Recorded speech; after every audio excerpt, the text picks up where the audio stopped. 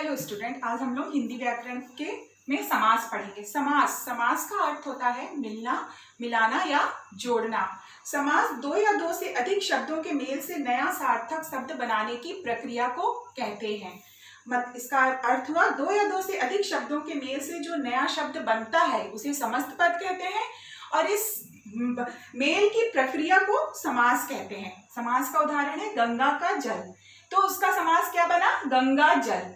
तो इसमें दो पद होता है, पूर्व पद और उत्तर पद। तो पहले पद को पूर्व पद और दूसरे पद को उत्तर पद कहते हैं। और समस्त पद, और जब समस्त पद को, जैसे ये समस्त पद है, जब इसको पृथक पृथक और अलग अलग किया जाता है तो इसे ही समास विग्रह कहा जाता है। जैसे गंगा जल का समास विग्रह क्या हो गया? गंगा का जल। समास 6 प्रकार के होते हैं। पहला हो गया अव्ययी भाव, दूसरा तत्पुरुष, तीसरा कर्मधारय, चौथा बहुव्रीहि, पांचवा द्विगु और छठवां द्वंद्व समास। अब हम आगे विस्तार से एक एक समास के बारे में पढ़ेंगे। पहला है अव्ययी भाव समास। अव्ययी भाव समास किसे कहते हैं? जिस समास में पूर्व पद प्रधान हो और अव्यय हो। अब पहले समझेंगे कि अव्यय क्या होता है।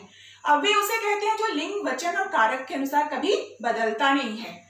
तो जिस समास में पूर्व पद यानी पहला पद प्रधान हो और अव्यय हो और समास होने पर समस्त पद ही अव्यय बन जाए, वही अव्यय भाव समास कहलाता है। जैसे बेईमान, बेईमान में समास में पूर्व पद बे है और अव्यय है तथा यही प्रधान है। उदाहरण देखेंगे, यथा शक्ति अर्थात शक्ति के अनुसार, प्रतिदिन, प्रत्येक दिन।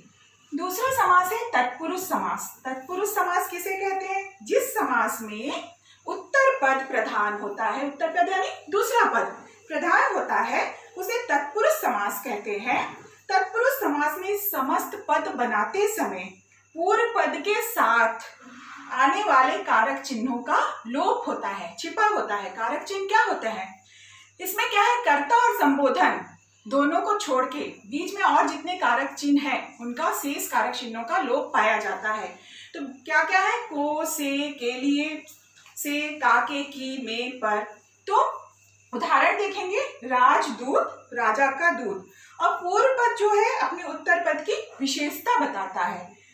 राजदूत, राजा का दूत, इसमें का लोप है। जैसे हवन सामग्री, हवन के लिए सामग्री। तीसरा समास देखेंगे कर्मधारय समास। कर्मधारय समास किसे कहते हैं? कर्मधारय समास में पूर्व पद गौण होता है और उत्तर पद प्रधान होता है। जो दूसरा पद होता है वो प्रधान होता है। दोनों पदों के बीच विशेषण विशेष्य, विशेषण और विशेष्य और उपमेय उपमान का संबंध होता है। जैसे नीलांबर, नीलांबर, नीला अंबर। तो अंबर की विशेषता क्या है? विशेषण विशेष्य का संबंध है। तो इसमें विशेषता बता रहे हैं कि अंबर क्या है? नीला है। कमल नयन अर्थात कमल के समान नयन। अब इसके आगे हम लोग इसका चौथा प्रकार देखेंगे। आगे हम लोग देखेंगे चौथा प्रकार बहुव्रीहि समास। बहुव्रीहि समास किसे कहते हैं? बहुव्रीहि समास के दोनों पद गौण होते हैं।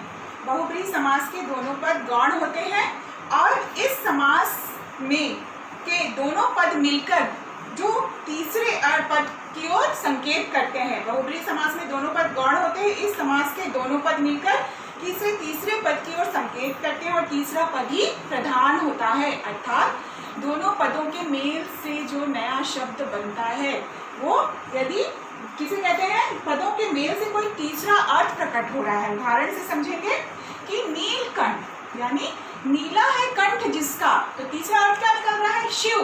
किसका कंठ नीला है? शिव का। दशानन, 10 है मुख जिसके, अर्थात रावण। यानी दोनों पदों के मेल से जो तीसरा अर्थ निकल रहा है वहां पे बहुव्रीहि समास होता है। पांचवा देखेंगे द्विगु समास। द्विगु समास में जिस समास में पहला पद संख्यावाचक हो, संख्या यानी गिनती में हो, और जिस समास पहला पद संख्यावाचक हो और दोनों पदों के बीच में विशेषण और विशेष्य का संबंध हो अथवा समस्त पद समूह यानी जो पूरा पद समूह है वो किसी समूह या समाहार का ज्ञान कराए। जैसे त्रिफला, 3 फलों का समूह। जैसे नवरत्न, 9 रत्नों का समूह। चौराहा, 4 राहों का समूह। इसी प्रकार छठवां और अंतिम देखेंगे द्वंद्व समास। द्वंद्व समास किसे कहते हैं?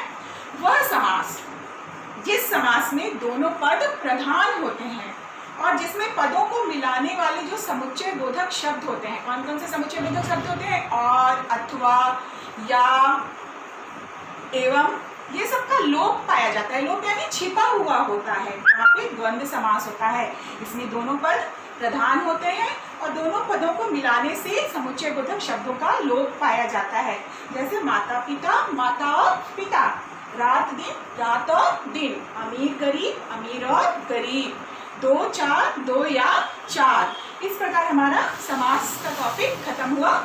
धन्यवाद।